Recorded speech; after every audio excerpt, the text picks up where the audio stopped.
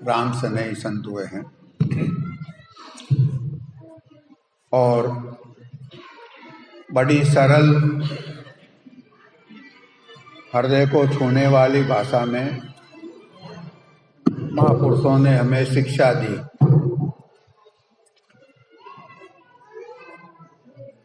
सुमिरन करने का आदेश दिया, शिक्षा दी, दीक्षा दी, उपदेश दिया, समझाया, लेकिन रुकावट एक ही है सुमिरन नहीं करने में। जो नहीं बनता है उसमें बड़ी रुकावट हमारे मन की है।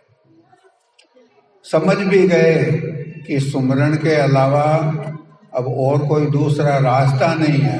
भगवान का नाम लिए बगैर कष्टों से छूट नहीं पाएंगे। इस जीवन में भी बहुत कष्ट हैं, इस समय भी कष्ट पा रहे हैं, आगे पता नहीं कैसे कैसे दुख और तकलीफ अचानक आ सकती है, आएगी, सब पर आती है। मरने के बाद पता नहीं क्या दशा होगी। इन बातों को परमार्थी लोग, आस्तिक लोग, धर्म प्रेमी लोग, सत्संगी लोग जानते हैं, क्योंकि हमारे गुरु महाराज ने हमें ये दया करके समझाया कि पता नहीं, अभी तो दुख जो है वो सामने दिखते हैं, हम कुछ बोल सकते हैं, बोल के अपना दुख मैं कह सकता हूँ, आप मेरी मदद भी कर सकते हैं, कुछ मदद काम भी आ जाती है। लेकिन यहाँ से जाने के बाद पता नहीं किस शरीर में चले जाएं, जहाँ पर कोई बोल करके कहने की दशा भी हमारे हाथ से निकल जाएगी, तब क्या होगा। और जिन्होंने नाम का सुमिरन किया वो दुखों से तो निवृत्ति यानी छुटकारा पाए, और इस जगत में भी कीर्ति और जस उन्हीं का अखंड रहा। पिछले युगों में जो भक्त हो गए, भगवान का नाम लेने वाले हो गए, उन्होंने अपना जीवन सफल किया। आज भी हम उनके गुण गाते हैं, चाहे ऊंची नीची कैसी भी जाति का हो, कैसे भी दर्जे का हो, पढ़ा लिखा हो, अनपढ़ हो, ज्ञानी हो, साधारण इंसान हो, बड़ा आदमी हो, शासक हो, प्रजा हो, जिन्होंने नाम लिया उनका जस यानी उनकी कीर्ति अखंड रही। स्वपत जी महाराज पिछले युग में हुए, द्वापर में हुए, महाभारत के युद्ध के समय में वो मौजूद थे। उन्होंने अब स्वपच यानी स्वपच हमारे यहाँ इस समय हम छोटा शब्द काम में लेते हैं, सफाई कर्मचारी जो होते हैं उनको स्वपच कहते हैं। तो समाज में उनका दर्जा आज भी बराबरी का नहीं है, पहले भी नहीं था। तो एक झोंपड़ी बना करके कहीं रहते थे और रात दिन अपना मालिक का नाम का स्मरण करते थे। अब देखिए, चक्रवर्ती सम्राट पांडुपुत्र युधिष्ठिर थे। उन्होंने महाभारत का बहुत बड़ा युद्ध जीता था और अपने जस के विस्तार के लिए राजसूय यज्ञ किया। भगवान कृष्ण उनके सलाहकार, योगेश्वर कृष्ण उनके सलाहकार, और वो उन्होंने यज्ञ किया। राजसूय यज्ञ जब करते हैं तो कहा जाता है कि जब वो यज्ञ सफल होता है, ऐसा शास्त्र हमें बताते हैं कि उस यज्ञ की सफलता तब मानी जाती है कि जब उस यज्ञ की समाप्ति पर, यज्ञ की पूर्णाहुति पर आसमान से घंटे की आवाज सुनाई दे। अब जो लोग आस्तिक नहीं हैं वो लोग इस बात को कपोल कल्पना मान सकते हैं, लेकिन हम संतमत के सत्संगी जानते हैं कि आसमान में यानी इस पृथ्वी लोक के ऊपर इस 14 भुवन आकाश बेराट जो रचना आकाश की है, 7 स्वर्ग 7 पाताल, इसमें 14 दर्जे हैं, असंख्य पृथ्वियां, ग्रह, नक्षत्र, तारे, सितारे बहुत हैं, कई तो आकाश गंगाएं हैं, और एक एक आकाश गंगा में अनगिनत पृथ्वियां, ग्रह, नक्षत्र हैं। इस सब की रचना के पार इन सब का कंट्रोलर सहस्त्रदल कमल का पद है, और वहां पे घंटे और शंख की आवाज वहां के मंडल में गूंज रही है। अनंतनाथ की ऐसा आराधना करने वाले भी इस बात को जानते हैं, योगी राज भी जानते हैं, योगेश्वर भी जानते हैं, सब जानते हैं। तो राजसूय यज्ञ की सफलता पर आसमान से घंटे की आवाज सुनाई देना चाहिए। यज्ञ के सलाहकार कौन थे? भगवान श्री कृष्ण। लेकिन घंटा तो नहीं बजा। यज्ञ पूरा हो गया और उस यज्ञ का एक नियम था। राजसूय यज्ञ जो करता है उसके लिए ये मर्यादा पहले से ऋषि मुनियों की मुकर्रर की हुई कि राजसूय यज्ञ में यज्ञ का संकल्प लेने वाले, जैसे युधिष्ठिर जी यहाँ उन्होंने यज्ञ का संकल्प लिया, तो उनके दरवाजे पर उस समय जो भी याचक आ जावे और जो चीज मांग ले वो इनकार नहीं कर सकते। यदि इनकार कर दें तो यज्ञ का फल नहीं मिलेगा। राजा बलि ने जब यज्ञ किया और भगवान 3 पग जमीन मांग करके उसके बदले में उसको बेदखल करना चाहते थे, तब उनके गुरु शुक्राचार्य जी ने समझा दिया था इशारे में कि ये तुमको ठगने के लिए आए हैं, ये भगवान विष्णु हैं, इनको इनकार कर दो, नहीं दूंगा जमीन। राजा बलि ने इनकार नहीं किया। क्यों इनकार करते? तो वो 99 यज्ञ पहले कर चुके थे। 100वां यज्ञ पूरा करते ही स्वर्ग के अधिष्ठाता इंद्रासन का हकदार वो बनने वाले थे, तो उन्होंने मना नहीं किया।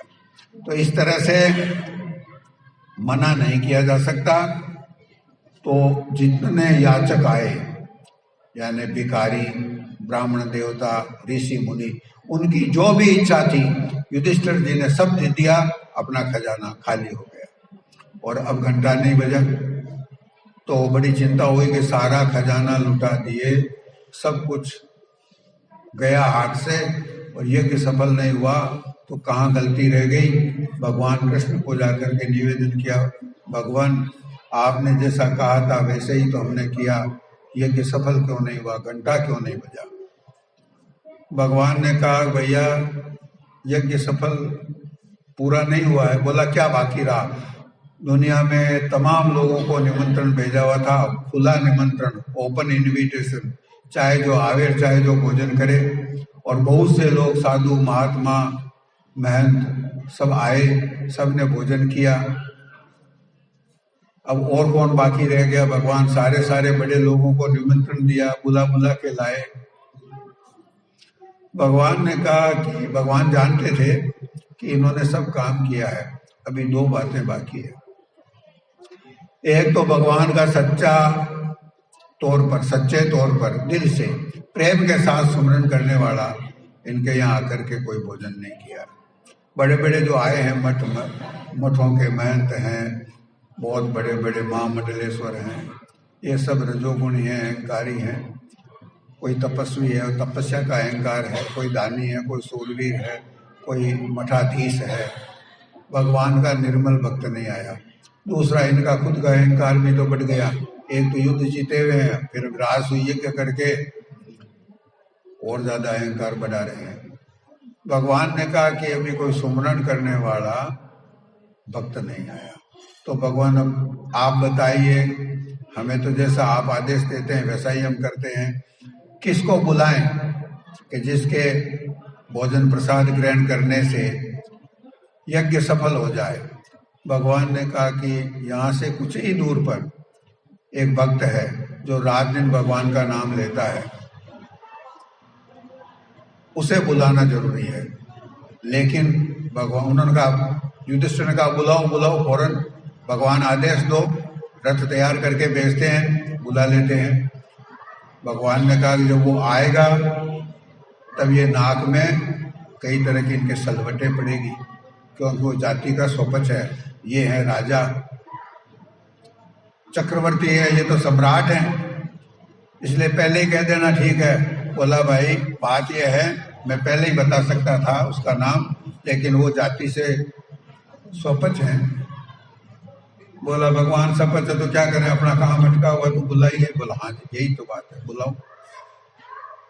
भीम को बुलाने के लिए भेजा गया। भीम वहां गया, अहंकार के साथ गया। बहुत बड़े सम्राट का भाई था, राज्याधिकारी था। उसने कहा, अरे सोपत तुम है क्या? बोला, हाँ साहब मैं हूँ। हुजूर क्या गलती हुई? बोला, नहीं गलती नहीं हुई, हमारे यहाँ बहुत बड़ा भंडारा था, तू आया नहीं भोजन करने वहां पे? बोला, साहब मैं तो छोटा आदमी हूँ, अपने खिचड़ी बना के यही खा लेता हूँ, एक समय बनाता हूँ, 2 समय खाता हूँ, गरीब आदमी हूँ, मैं वहां आपके बड़े लोगों के बीच में कैसे आ सकता? मैं अछूत हूँ। बोला, नहीं नहीं तुझे आना चाहिए, अब आ जाना, मैं जा रहा हूँ, तो आ जाएगा? बोला, हाँ। भीम चले गए। उन्होंने सोचा कौन राज दरबार में जावे, अपना क्या लेना देना राज दरबार से, मालिक का नाम का सुमरन कुछ देर के लिए छूट जाएगा और इससे कोई फायदा नहीं है, और वो बड़े लोगों के बीच में छोटा लोग मिसफिट होता है। तो चले, तो भीम तो चले गए, स्वपत जी गए ही नहीं। जब उनका काफी देर इंतजार किया तो भगवान ने भीम को बुला के पूछा, तो निमंत्रण दे के गया, दे के आया? बोला, दे के आया, उसको मैं बोल के आया, आ जाना, तो आया ही नहीं। उसका सर घुमा हुआ है क्या? सर, वो सिर चटा है। भगवान ने कहा, ऐसा करोगे तो घंटा नहीं बजेगा। वो भक्त है, उसके भोजन ग्रहण करने से आपका अरबों रुपया खर्च किया हुआ यज्ञ सफल होने वाला है, सोचो उसकी कितनी कीमत है। बोला, अच्छा भगवान तो फिर क्या करें? बोला, तेरे से नहीं बुलाया जाएगा, तू तो अहंकारी है। उन 5 पांडवों में और उनके परिवार में द्रौपदी समझदार थी, भगवान का उसका मित्रता का नाता भी था। भगवान ने सोचा कि इस काम को यदि कोई सफल कर सकता है तो थोड़ी समझदारी के साथ काम करने वाला द्रौपदी है। तो द्रौपदी को बुलाया। भगवान ने कहा कि तू जाके बुला के ला, और देख वो भक्त हैं, उनको किसी की परवाह नहीं है, एक अपने इष्ट यानी अपने भगवान के अलावा किसी को कुछ मानते समझते नहीं है, दीन गरीबी से रहते हैं, जाति से छोटी जाति के हैं, लेकिन उनकी आत्मा निर्मल है।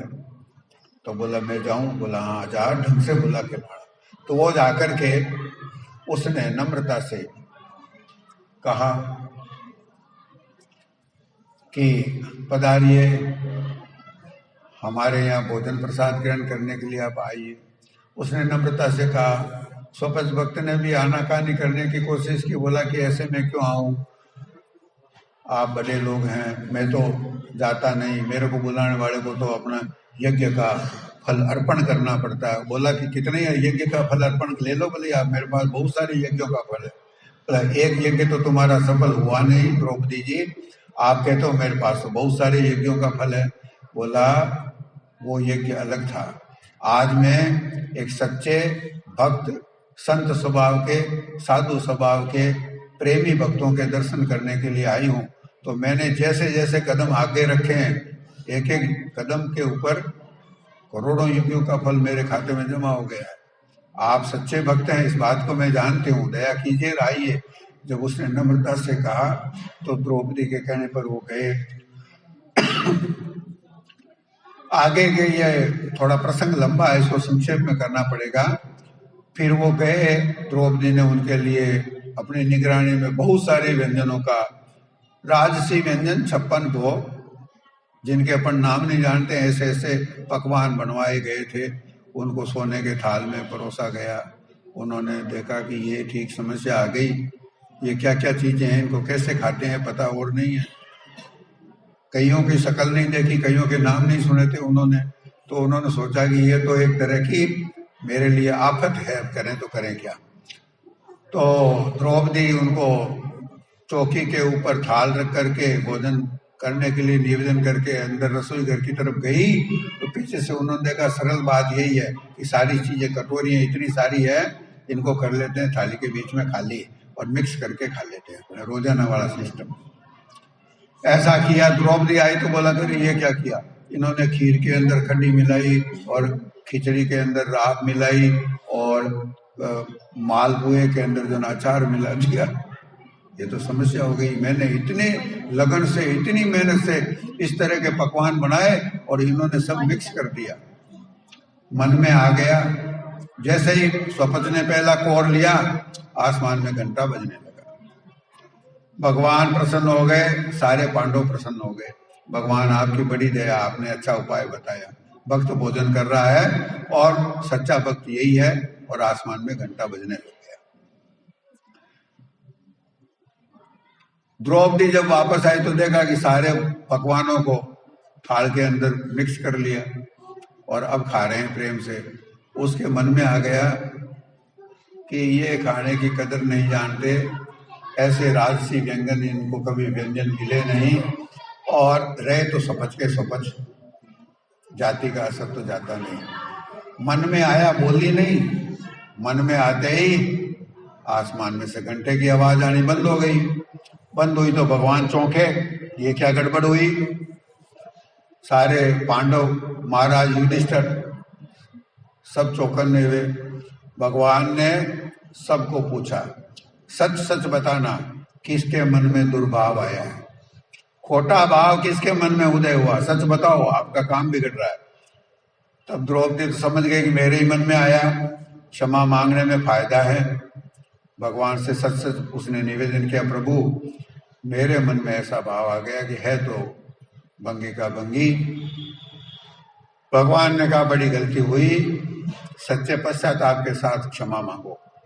मांगी गई क्षमा, तब फिर घंटा बजा। ये क्या है, इस कथा का यहाँ पे क्या औचित्य है।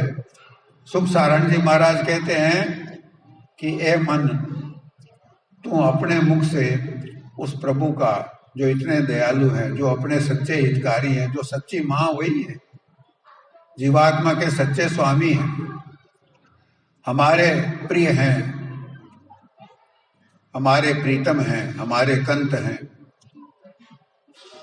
जो अपना प्यारा होता है, जो हमारा सच्चा हितैषी होता है, उसको अनायास याद आता है। उसको याद आते हैं तो मन में खुशी होनी चाहिए, और अपना मन ऐसे प्रभु का नाम लेना ही नहीं चाहता। और जो नाम लेते हैं उनका जस कैसे फैलता है। वो किसी अनजान कुटिया में बैठ करके भगवान का नाम लेते थे, और उस समय में तमाम ऋषि मुनियों ने उस यज्ञशाला में भोजन करके गए, दान दक्षिणा पाई, लेकिन घंटा नहीं बजा। और उनके भोजन करने से घंटा बजा। ये लीला इसलिए भी भगवान ने करवाई कि भक्त का मान भगवान को बढ़ाना था, कि जो भगवान का नाम लेते हैं उनका जस हर हालत में फैलेगा, उनका जस अखंड रहेगा, और इसके सिवा कोई दूसरा रास्ता नहीं है दुखों से दूर होने का, सुख पाने का। यदि यश की कामना हो, अब स्वपच को यश की कामना नहीं थी। जो सच्चे भक्त होते हैं वो अपने यश विस्तार के लिए भगवान का नाम नहीं लेते, लेकिन ये तो पड़ा हुआ धन है, अपने आप मिलता है, अनायास मिला, भगवान ने दिलाया, भगवान ने उसकी कीर्ति जगत में फैलाई। अब जो राजा होता है, जब वो आइंदा से कभी युधिष्ठिर उनकी कुटिया के पास जाएंगे तो नम्रता से झुक के प्रणाम करेंगे कि नहीं करेंगे। जब राजा करेगा तो प्रजा या पूरे समाज में उसकी इज्जत बढ़ेगी कि नहीं बढ़ेगी।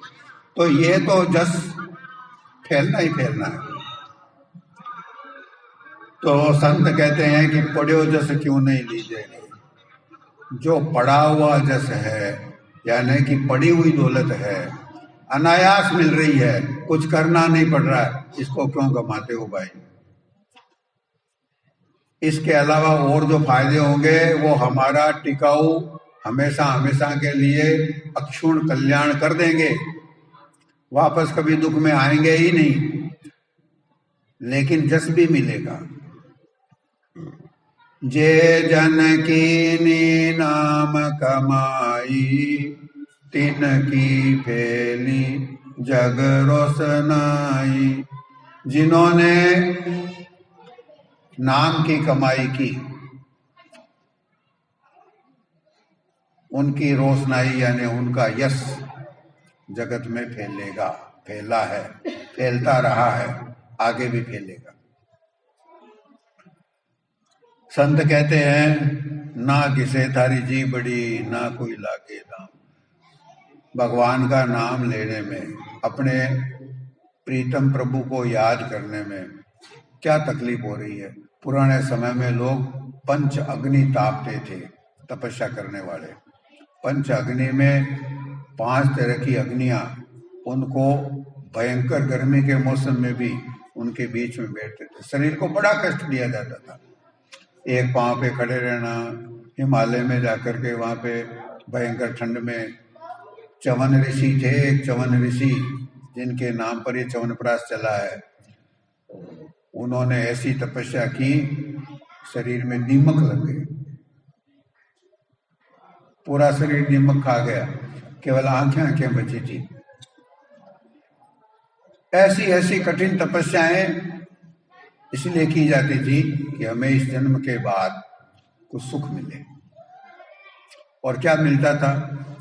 पुराने समय की साधनाओं से स्वर्ग वैकुंठ, बस। इससे आगे का रास्ता तो कर्मकांड के जरिए से तय नहीं होता। कर्मकांड यानी भले काम करना, तपस्या करना। लोग तो तपस्या को बड़ा महत्व देते हैं, लेकिन तपस्या का महत्व इतना ही है कि जो तपस्या करेगा, शरीर को कष्ट देगा, तो शरीर का सुख उसे वापस प्राप्त होगा। अब शरीर का सुख ज्यादा कहाँ है? यहाँ से ज्यादा स्वर्ग में है। तो स्वर्ग वैकुंठ में जाने का, रहने का मौका मिलेगा। तो स्वर्ग के सारे देवता मुक्त थोड़ी हैं, काल के जाल से, मौत से, माया से, कर्मों से परे तो है नहीं। तो वो वहाँ कुछ समय के लिए थोड़ा सुखी हो जाते हैं, फिर वापस जन्म मरण का चक्कर तो चालू ही है। और जितने विकार हमारे यहाँ सताते हैं हमें, उनको भी सताते हैं स्वर्ग में। काम, क्रोध, लोभ, मोह, अहंकार, राग, द्वेष, ईर्षा, तृष्णा, किसको नहीं सताता?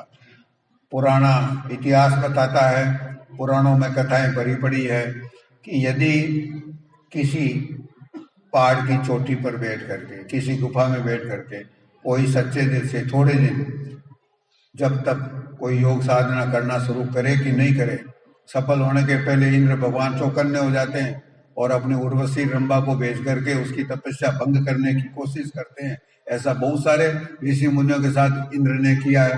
तो इंद्र को क्या तकलीफ हो रही है? उसको इतनी ईर्ष्या क्यों है? वो तो देवता है, उसको नहीं होनी चाहिए,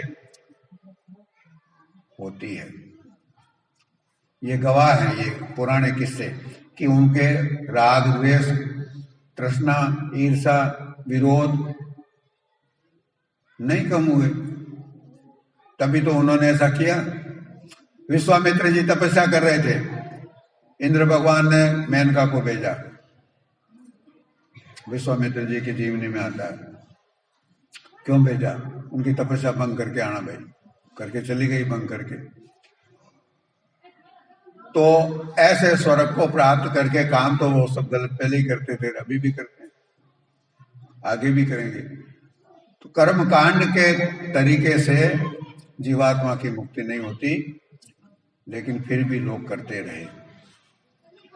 लेकिन मालिक के नाम का प्रेम से स्मरण करना, या नाम की आराधना, या नाम का रास्ता जो संतों ने जारी किया, नाम भेदी महात्माओं ने जगत में जारी किया, वो तो बड़ा सरल है।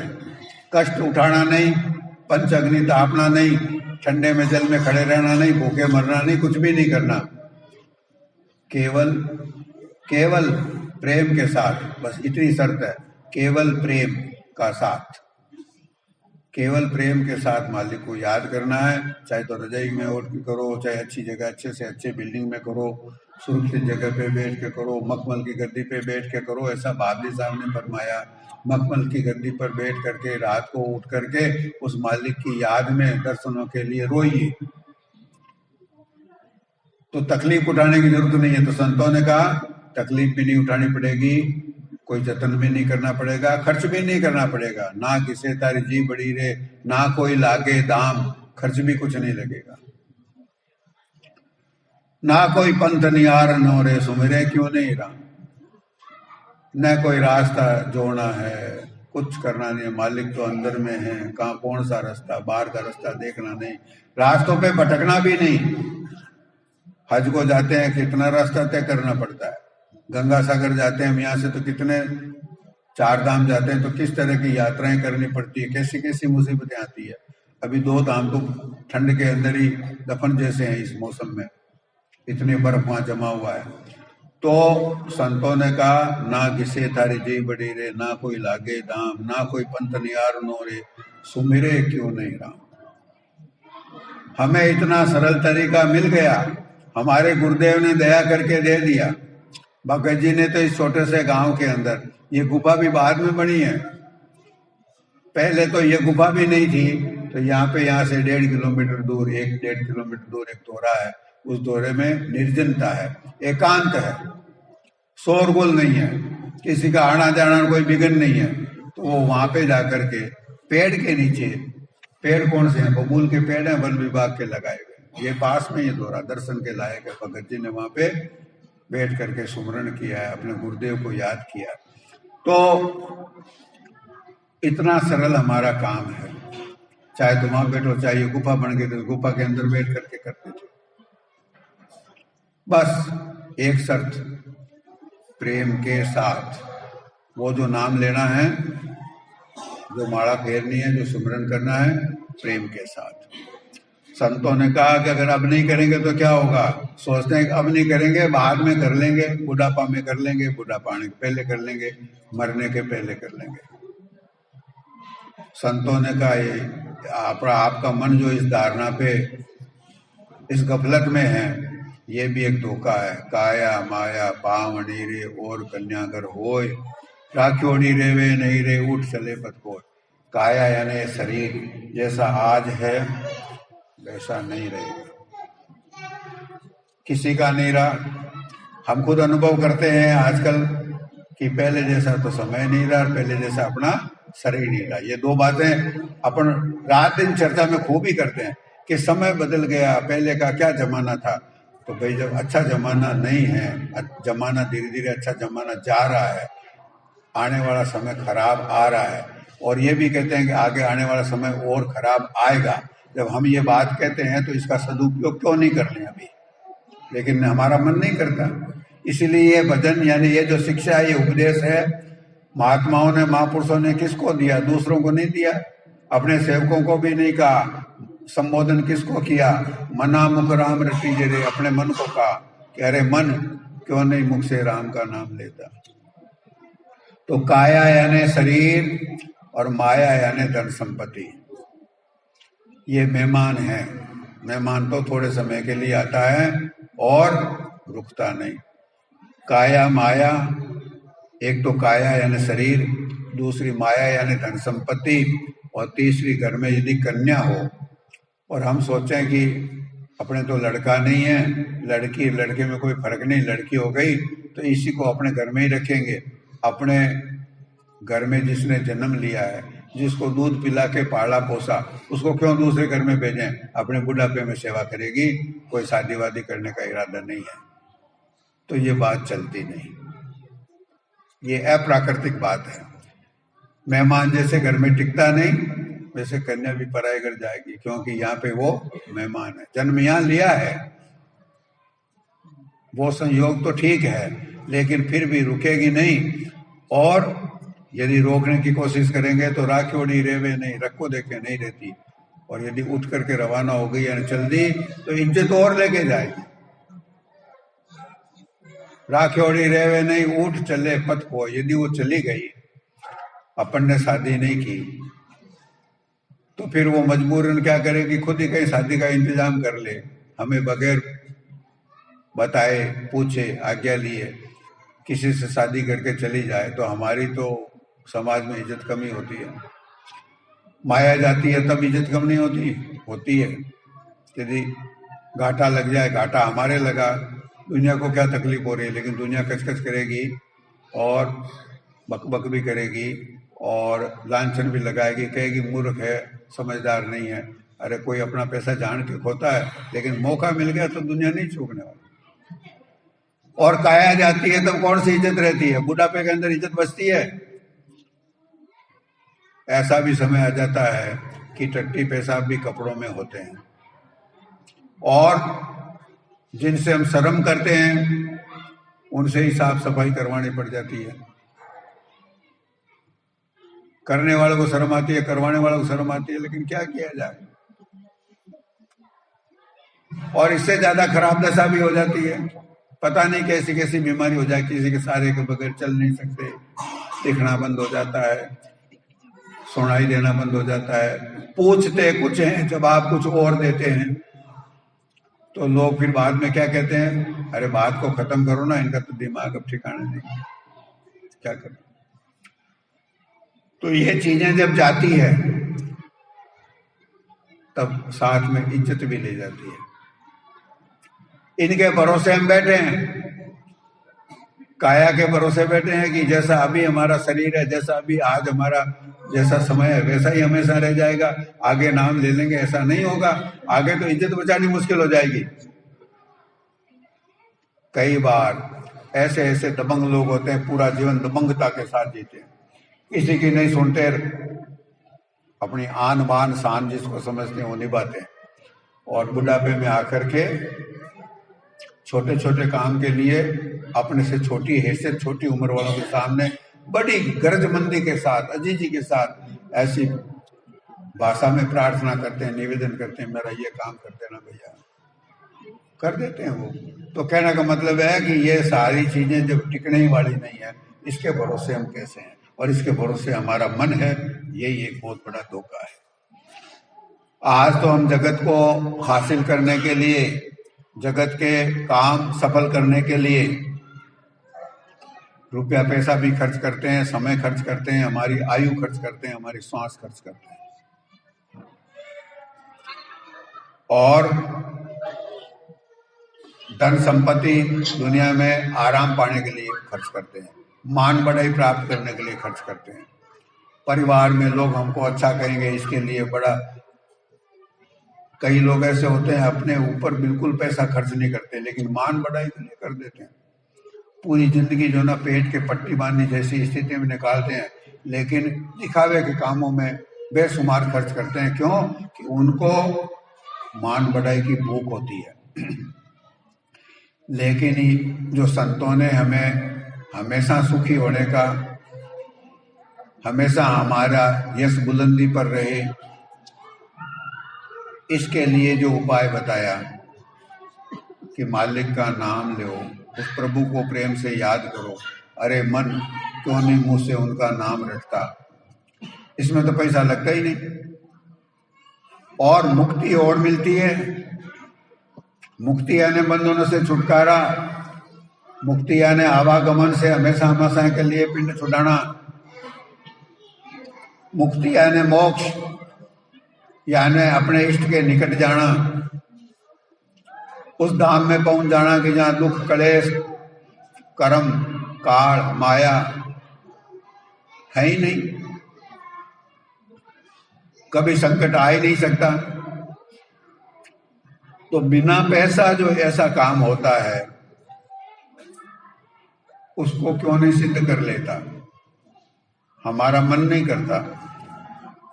इसलिए संतों ने फरमाया ऐसा अमोलक सौदा, केवल थोड़ा सा प्रेम के साथ सुमरण करने से उस मालिक को प्रेम के साथ याद करते करते सफल हो ही जाता है। तो ये काम अब क्यों नहीं कर लेता? लेकिन मन है कि नहीं करेगा। आज अपन इस बात पर चर्चा कर रहे हैं, मेरा कोई दर्जा नहीं है ऐसी बात कहने का। सत्संगियों का समाज है, बड़े घराने के पूर्ण संत सद्गुरुओं के सेवक सत्संगियों का समाज है, ये साधु समाज है, ये साध संगत है। महापुरुषों की कही हुई बात को याद करके मैं कहता हूं, तो कौन सा मेरा मन अभी सुमरण करता है या बाद में करने लग जाएगा? बड़ा जटिल है ये मन, इतना जटिल है, इसको समझना ही मुश्किल है। रास्ते पे लाना बहुत दूर की कौड़ी है। सब लोग अपने अपने, हम सब लोग जागरूक हैं, जागृत हैं, सत्संगियों की गिनती में आते हैं तो समझदारों की गिनती में भी हमें माना जा सकता है, बशर्ते थोड़ी समझदारी हमारा मन दिखाए। यदि हम अपने मन के अंदर झांक के देखें, जिसको कहते हैं अपने गरिबान में झांक के देखो, अपने गरिबान में झांक के देखें, तो क्या ये भरोसा होता है कि हमारा मन सुमरण कर लेगा? अब कर लेगा, इतने दिन नहीं किया तो नहीं करेगा। बहुत जटिल है। और जगत में कैसे दौड़ता है, घोड़े की तरह, कोई आलस नहीं है। बीमारी में दौड़ लेते हैं, बीमारी के बाद में डॉक्टर, आजकल ऐसी ऐसी बीमारियां प्रचलित हो गई कि जिसके बाद में डॉक्टर कहने लग गए कि भैया अब शरीर से बहुत ज्यादा काम नहीं ले सकते। तो आप सोचेंगे ये भाषा तो डॉक्टर बोलते ही नहीं, लेकिन बोलते हैं। मैं बताता हूँ। डॉक्टर कहते हैं देखो टेंशन मत लेना, डॉक्टर कहते हैं देखो नींद पूरी लेना, भोजन समय पर करना, सादा करना, पौष्टिक करना, दवा समय पे लेना, और काम इतना नहीं करना कि हार्ट पर, दिमाग पर, शरीर पर ज्यादा असर पड़े। फिर भी नहीं मानते। डॉक्टरों के कहने में क्या लगता है, उनको तो अपनी फीस पक्की करनी है, कुछ तो बोलेंगे तभी होगा। काम किए बगैर दुनिया में काम चलता है क्या? कमाना तो पड़ेगा ही, तो कमाना तो पड़ेगा, लेकिन ये कमाया हुआ काम तो हमारे नहीं आएगा। साथ तो जाना नहीं जाएगा, ये तो बहुत अलग बात है। जिंदगी में काम आ जाए, इस जीवन में काम आ जाए, इस बात की भी संभावना नहीं है, बहुत कम है। किसी किसी बिरले को थोड़ा बहुत काम आ जाता है उसका कमाया हुआ। मैंने देखा, आप सब लोगों ने देखा होगा, हमारे लोगों के अनुभव की बात है। यदि मेरे पास काफी रुपया पैसा, धन संपत्ति, मकान, जायदाद, खेत खलियान, नगद रुपया, सोना चांदी, सब कुछ इकट्ठा मैं करता जाऊं, करते करते काफी इकट्ठा कर लूं। उम्र तो बढ़ती जा रही है और शरीर पुराना होता जा रहा, तो होगा ही होगा और पुराना। एक समय यदि मान लो ऐसा आ जाए कि जिंदे रहना पड़ जाए, शरीर असक्त हो जाए, तो मैं अपनी कमाई हुई चीज यानी अपनी संपत्ति को खुद बेच सकता हूं क्या? एक सत्संगी बहन थी, माता जी, कोई खास उनके पास नहीं था बेचारों के पास, लेकिन आखिर में क्या था, सब भूल भाल जाते हैं, पुरानी याददाश्त कम हो जाती है। कुछ रुपए उनकी पेटी में रहते थे, वो समेट करके अपनी जेब में रखती थी, क्योंकि पेटी में से बच्चे निकाल लेंगे, ये पक्का रहता है। एक दूसरी माता जी थी, अब बाप जी के धाम पधार गई, उनके पेंशन आती थी, तो एक समय ऐसा आ गया पेंशन लेने खुद नहीं जा सकती, तो अपने बच्चे को कहती थी कि भैया मेरी पेंशन माँ बहुत सारी इकट्ठी हो गई है, कई महीनों की हो गई है, लाके दे देना। तो वो अंगूठा लगवा के दस्तखत करवा के ले जावे, तो वो माता जी मंगवाती थी 3,000 बच्चा निकालता था 6,000।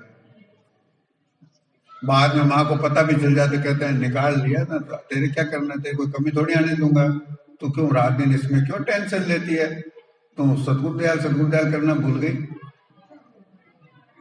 ये बात भी सही है। एक और बड़े सत्संगी भाई थे, वो भी बुढ़ापे में अपंग हो गए। अपंग यानी खुद घर से निकल करके बाहर जाके पोस्ट ऑफिस में जो खाता है उसमें से पैसे निकालने के लिए अयोग्य हो गए। तो अपने बच्चों को पासबुक, पोस्ट ऑफिस में उनका खाता था नागौर में, अपने बच्चों को पासबुक देते थे और दस्तखत करके विड्रॉल देते थे। अब दिखता तो कम है ही है। वो बच्चे को बोलते थे पैसे निकाल के ले आना। जब निकाल के ले आते, उनसे मिलने के लिए मैं और मंगनी राम जी मास्टर भी उनके घर जाते थे, तब वो पासबुक निकाल करके धीरे से कहते देखना आज इसमें कितने रुपए डेबिट हुए हैं। तो बोला आज तो इसमें जैसे हमने कह दिया 5,000।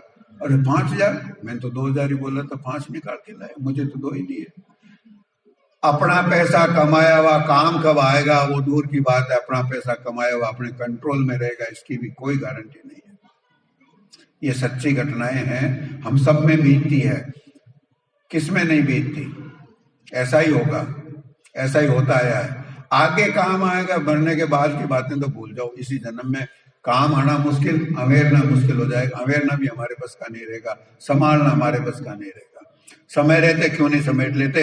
ओ मन मारो घोड़ियो हुनर करे ने, अनेक तरह के हुनर भी करता है। हुनर तो फिर भी अच्छा शब्द है, तो दंड फंद भी करता है मन, तो पड़पंच भी करता है, नहीं करने वाले काम भी करता है। ऐसे काम करता है चुपचाप, सोचता पता नहीं चलेगा दूसरों को, पता तो चल ही जाता है देर सवेर, लेकिन अपना होशियारी में मन समझता है पता नहीं चलेगा। तो ऐसे काम जो मर्यादा से हटकर हैं, ऐसे काम जिससे थोड़ा बहुत लांछन लगता है, ऐसे काम जिससे मेरी इज्जत कम होती है, वैसे काम भी मन करता है, छिपाने की कोशिश भी करता है। लेकिन संत कहते हैं कितना ही घोड़े की तरह दौड़ ले, कितने तरह के पड़पंच और हुनर कर ले, आखिर में ये सब क्या है? पड़पंच। कुल मिलाकर के ये पड़पंच क्या है? जो बुढ़ापे में भी मेरा पीछा नहीं छोड़ता, उस पड़पंच का नाम है मोह माया की बाजी। मोह माया बाजी रचीर, ये सब पड़पंच करके क्या करना है? उनके हाथ में खेलना है। कठपुतली की तरह कौन नचाता है मुझे? मोह और माया। मुझे बनना चाहिए कठपुतली अपने गुरुदेव के हाथ की, कि वो चाहे जैसे मेरा जीवन को चलाएं, लेकिन नहीं, मैंने अपनी कठपुतली यानी मेरी डोर मोह माया के हाथ में दे रखी है। मोह माया बाजी रची रे, अंत लिखो फले। अंत में मिलेगा तो वही जो मेरे भाग्य में लिखा हुआ है। यदि कोई सरकारी नौकर और पेंशन 25-30 हजार आती है, मेरे भाग्य में 2000 से ज्यादा लिखी हुई नहीं है, तो आएगी तो वो दूसरे घर वाले खा जाएंगे, डूब जाएगा, पीछे छोड़ के जाना पड़ेगा, घाटा लग जाएगा, कुछ भी हो जाएगा। मुझे उतना मिलेगा जितना मेरे भाग्य में लिखा हुआ है। और वो भाग्य का लिखा हुआ, अगर पेंशन नहीं आती तो भी और किसी दूसरे रास्ते से भी मिल जाता है, और भाग्य में लिखा हुआ है तब तो मिलेगा, और नहीं लिखा हुआ है तो चाहे कितना ही आवे तो भी वो दूसरे ही खाएंगे, दूसरों के हाथ में जाएगा। मेरे पर दूसरों के ऊपर कर्जा और चढ़ेगा, वो अलग बात। तो अपने मन को महापुरुषों ने कोशिश की शिक्षा देने की ये मोह माया की बाजी, यानी मोह माया के हाथ में हम कठपुतली की तरह नाचते हैं, मदारी के बंदर की तरह नाचते हैं, सब नाचते हैं। किसको माया ने नहीं ठगा, किसको मोह नहीं व्यापता, सब। लेकिन ये ऐसी ही माया की यहाँ की भूल भुलैया वाली, धोखे वाली रचना है।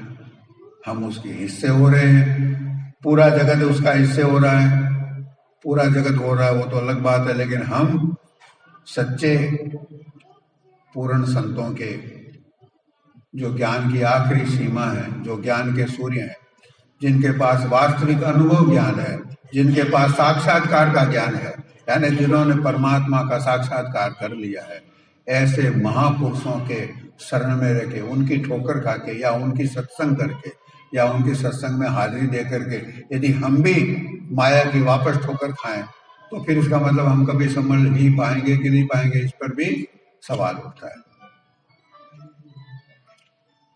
संतों ने कहा बड़ी दया करके, करुणा करके, हमारे दुखों से द्रवित होकर के फरमाया कि भाई तुम 184 यानी 84 लाख दुख देने वाले योनियों को भुगत करके, 84 लाख तरह की शरीर हैं, 84 लाख तरह के शरीरों में ये एक मनुष्य शरीर ऐसा है कि जिसमें से वापस इस 84 लाख के चक्र में से बाहर निकलने का रास्ता है।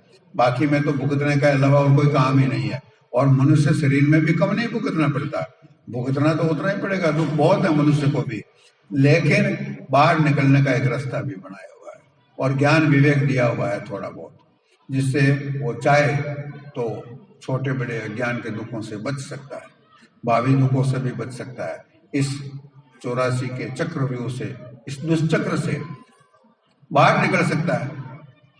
तो संतों ने कहा कि ऐसी कठिन 84 को भोग करके ये मनुष्य शरीर मिला है। ये कठिन कैसे है और लंबी कैसी है? एक 84 को भुगतने में कितना समय लगेगा, ये गिनती के बाहर है, पता नहीं कितना समय लगेगा। और एक योनि को एक ही बार भुगतना पड़ेगा। 83,99,999 योनियों को भुगतने के बाद आखिरी 84 लाख में मनुष्य का ही शरीर मिलेगा, इसकी गारंटी नहीं है। 84 लाख तरह के शरीर हैं, एक एक में पता नहीं कितनी कितनी बार गए तो ऐसा इसलिए होगा कि हमने बहुत सारे ऐसे कर्म किए हैं जिनमें बदले बंधे हुए हैं, यानी हमने मान लो हमने अपने पूर्व जन्मों में हिंसा की, एक आदमी है, हिंसक है, अत्याचारी शासक है, सैकड़ों हजारों निर्दोषों को मार देता है, वो सब वापस एक एक बार बदला लेंगे तो हजारों को मैंने मारा, तो वो हजारों लोग वापस एक एक बार मेरे को मारेंगे, तब वो बदला पूरा होगा, तो मेरे को पता नहीं कितनी बार तो उस एक काम के लिए जन्म लेना पड़ेगा। ऐसे जो मांसाहारी हैं, एक आदमी अपने जीवन में कितने मुर्गे खाएगा, कितने बकरे खाएगा, कितने भेड़े खा जाएगा, इसका तो कोई हिसाब नहीं है, कोई रखता नहीं है हिसाब। और जिन जिन को वो मार मार के खा गया, अगर उनका वापस बदला जब चुकाने लेने का समय आएगा, वो अपना हिसाब लेंगे, तब उतनी बार वो बनेगा और उतनी बार एक एक सब उसको काट काट के खाएंगे। कभी इस खोटे चक्र से बाहर निकलने का रास्ता नजर आता है? नहीं है। तो संतों ने कहा, बड़ी कृपा है संतों की और मालिक की, जिन्होंने इस दुष्चक्र से निकाल दिया, इस मनुष्य शरीर में लाकर के बिठा दिया। यह मनुष्य समझ सकता है कि हम जैसा करेंगे वैसा हमें फल मिलेगा, दूसरे तो समझ नहीं सकते। इसलिए महापुरुष कहते हैं, सुख सारण भज राम ने रे, अवसर आयो ये। सुख सारण जी महाराज फरमाते हैं, जो भजन करना है अभी कर लें, आज कर लें, प्रेम से कर लें, निर्मलता के साथ, सरलता के साथ, सादगी के साथ, दीनता के साथ। आपा के साथ तो किया हुआ नहीं फलता, आपा के साथ किया हुआ तो अच्छा काम भी बंधन हो जाता है। आपा बैठ करके अपने भगवंत के नाम को, इष्ट के नाम को प्रेम के साथ याद करें, तो सारी बाजी जो हारी हुई है, जैसे एक तरह से हार गए हम दांव, अधिकांश इस जीवन का हिस्सा चला गया फालतू, तो हमने ये मौका खो दिया, ये दांव हार गए, अधिकांश चला गया, थोड़ा बचा हुआ है। तो उस प्रभु का भजन कैसे करना है? आपा त्याग करके, आपा त्याग करके सुमरण करेंगे तो तन और मन के विकार भी कम हो ही जाएंगे। सदगुरु दादू साहब ने फरमाया कि हमारे संत मत का सार क्या है, हमारे उपदेश का सार क्या है, करना क्या है। लंबी चौड़ी बातें सुन करके दिग्भ्रमित होने की जरूरत नहीं है, बात तो थोड़ी सी है, समझ में नहीं आती, इसलिए विस्तार से बार बार कहनी पड़ती है संतों को। आपा मेटे हरि भजे, तन मन तजे विकार, निर्बेरी सब जीव सो, दादू यह मत सार। दादू साहब ने फरमाया, हमारे मत का सार सुन लो। आपा मेटो यानी अहंकार समाप्त कर दें। अब पहली शर्त थोड़ी कठिन है, बल्कि दूसरी शर्त से ये पहली शर्त कठिन है। इस आपा मेटने के बाद दूसरा काम क्या करना है? आपा मेटे हरि भजे, दीनता ला करके प्रभु का भजन करें, प्रेम से उसे याद करें। ये प्रेम से याद करने से ज्यादा मुश्किल मुझे लगता है शायद ये आपा मेटने वाला काम है, क्योंकि आपा मिट जाएगा तब तो याद करना हो सकता है स्वभाव में आ जाए। आपा है जो याद करने में भी रुकावट है। मेरे आगे में खड़ा ताते रया लुकाय, यह भी दादू साहब का फरमान है। क्या है कि वो मालिक हमें दिखता क्यों नहीं, हमसे छिपा हुआ क्यों है। लुकाय कहते हैं किस चीज को लुका दिया यानी छिपा दिया, ये मारवाड़ी शब्द है। दादू साहब अहमदाबाद में प्रकट हुए, दया करके राजस्थान में पधारे थे और बाकी का जीवन आपने राजस्थान में व्यतीत किया। सांबर में विराजे, आमेर में विराजे, नारायणा में विराजे। तो यहाँ की भाषा का शब्द है, क्या फरमाते हैं कि वो मालिक मेरे से छिपावा क्यों है, मेरे मालिक के बीच में पर्दा कौन सा है। तो आपने स्वयं फरमाया, मेरे आगे मैं खड़ा, मेरे आगे कोई दूसरा पर्दा नहीं है, मेरा अहंकार ही मेरे मालिक के बीच में खड़ा है। इसलिए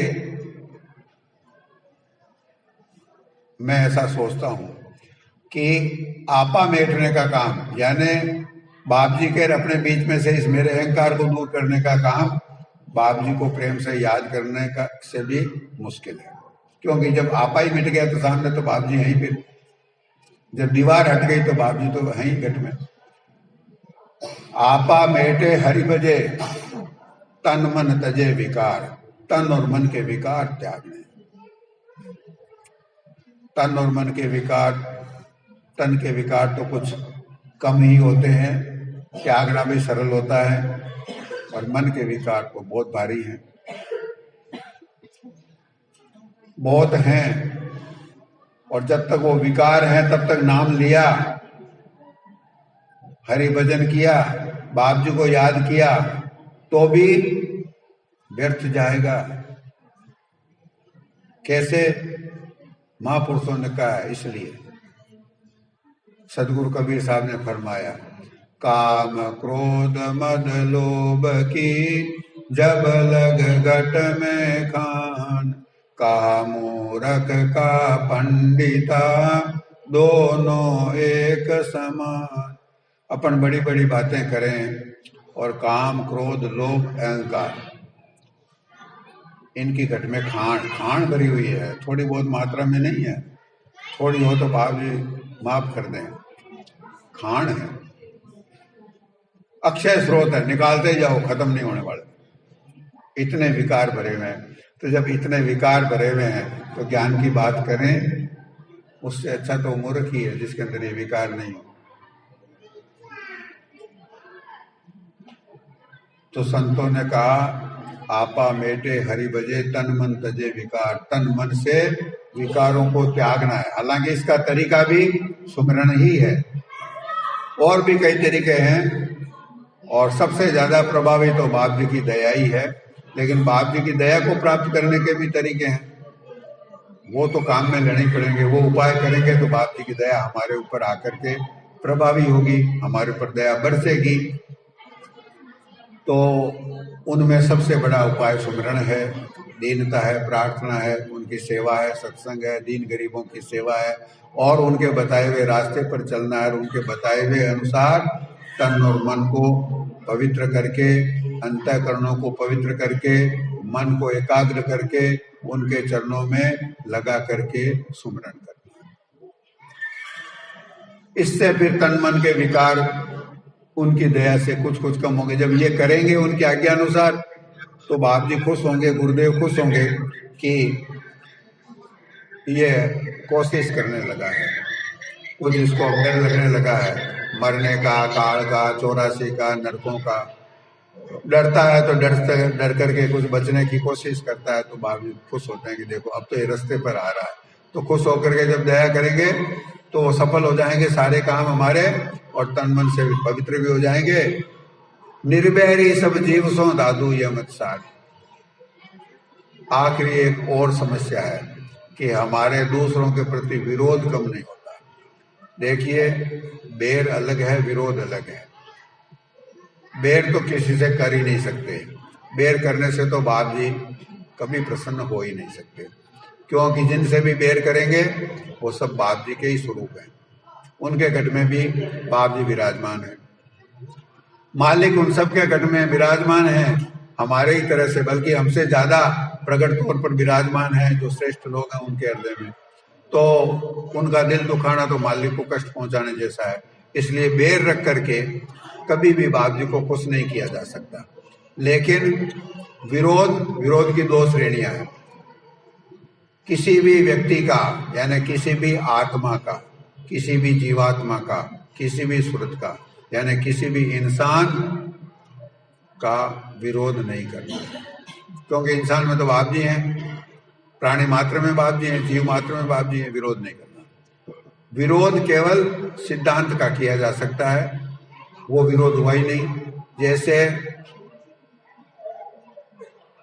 किसी की बात का, धारणा का, काम का, मान्यता का, उसकी समझ का मैं विरोध कर सकता हूं यदि वो मुझे असत्य लगे तो, ईमानदारी से। यदि वो मुझे ठीक नहीं लगे, लेकिन उसमें उस व्यक्ति का विरोध नहीं होना चाहिए। लेकिन दुनिया में तो एक और भेड़ चाल भी है। यदि अपन किसी के सिद्धांत का विरोध करें, बोले कि आपकी बात ठीक नहीं है साहब, तो वो सोचेगा ये तो मेरे खिलाफ बोल गया, ये तो मेरा विरोध, वो अपने से विरोध व्यक्तिगत बांध लेंगे। और हम यदि मान लो, हालांकि हमारे लिए भी मुश्किल है, किसी की व्यक्तिगत विरोध से बच करके उसके सिद्धांत का विरोध करना हमारे लिए भी मुश्किल है, लेकिन यदि ऐसा करें तो सामने वाले के लिए फिर और मुश्किल है। तो ये तो एक व्यवहार की समस्या है, उसका क्या किया जाए? हमें निर्भय होना है। निर्भय होने का मतलब है कि सब अपने, पराया कोई नहीं, सब बाप जी के रूप, दूसरा कोई है ही नहीं देखने को। एको ब्रह्म खल विदम नास्ति, यानी एक ही ब्रह्म पूरा जगत रूप हो रहा है, दूसरा कोई तत्व ही नहीं है। एको ब्रह्म द्वितीयो नास्ति, दूसरा कोई तत्व ही नहीं है, तो दूसरा हलाएं कहां से? तो किसका विरोध करें? खुद हम हमारे ही नुकसान करते हैं यदि मैं किसी का विरोध करता हूं। मेरे गुरुदेव दयालु माता जी साहब ने एक मुझे आज्ञा दी पत्र में लिख करके, वो पत्र सुरक्षित रखा है। उसमें लिखा, एक बड़े भारी सज्जन थे, बड़े थे, मेरे पूजनीय थे, अपने समाज में सबके लिए पूजनीय थे। उनके लिए उनके किसी सिद्धांत का विरोध करने का जब मौका आया तो बाप जी साहब ने दया करके मुझे क्या शिक्षा दी, हालांकि मैं उसका पालन नहीं कर पाया। ये तो मैं जानता हूं कि जैसा उनकी आज्ञा जितनी निर्मल दिव्य पवित्र थी वैसा तो मैं कभी हो नहीं सकता, लेकिन आपकी आज्ञा यह थी कि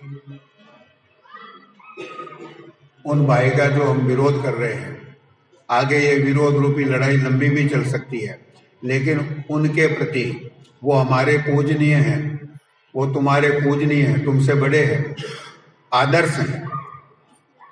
उनके जीवन की सारी बातें अच्छी है, लेकिन एक बात अच्छी नहीं, उसका हम विरोध करते हैं। लेकिन ये केवल उस बात का विरोध है, आत्मा के रूप में, व्यक्ति के रूप में वो बहुत पवित्र हैं, बड़े हैं, श्रेष्ठ हैं, पूजनीय हैं।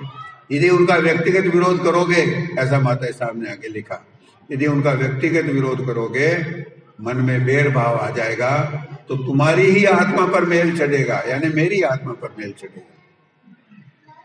क्योंकि यदि मैं किसी का विरोध करता हूं तो मैं परमात्मा का विरोध करता हूं, तो फिर मैं अपनी आत्मा पर और कलंक चढ़ाता हूं, और कचरा चढ़ाता हूं, और बिगाड़ चढ़ाता हूं।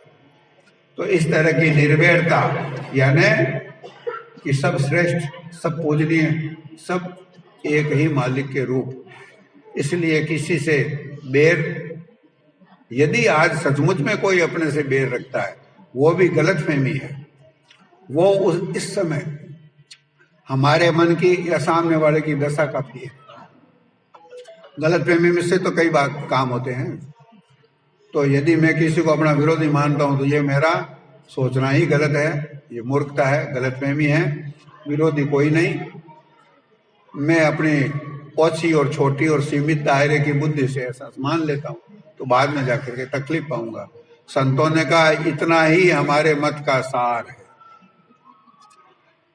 तो सुख सारण जी महाराज फरमाते हैं कि ये जो दुर्लभ अवसर है, 84 लाख योनियां भुगत करके मनुष्य शरीर में आए हैं, और संतों की सत्संग मिल गई, संतों की शरण मिल गई, उनका आशीर्वाद मिल गया, उनका कृपा का हस्त हमारे सर पर आ गया, और अब इस मौके को कमा देंगे तो दोबारा शायद मिले कि नहीं मिले। ये अवसर आया हुआ गंवाना नहीं चाहिए। एक ही काम करना है, सुख सारण भज राम ने, उस प्रभु का भजन करना है। लेकिन आगे जो बीच में इसके लिए कई छोटी छोटी हिदायतें आई कि आपा रहित होके करना है, तन मन से विकार को त्याग करके करना है, सबके प्रति निर्भय होकर के करना है। इन बातों का ख्याल रखेंगे तभी सफल हो पाएंगे। यही संतों के उपदेश का मर्म है। बाप जी दया करें, और हमसे और कुछ न बन सके तो जो आदेश इस वाणी में महापुरुषों ने हमें दिया, उसका एक छोटा सा अंश भी हमारे जहन में उतर जाए, हमारे दिल में बैठ जाए, तो बहुत कुछ हमारा काम बन जाएगा। और यहाँ का जीवन और इस जीवन के बाद का जीवन दोनों ही संवर जाएंगे। मना मुख राम रटी जे रे, पढ़ो जस क्यों नहीं लीजिए। तो बाप जी दया करके ये जो महापुरुषों की आज्ञा है इसका हम सबसे पालन करवा लें, इसी प्रार्थना के साथ विराम।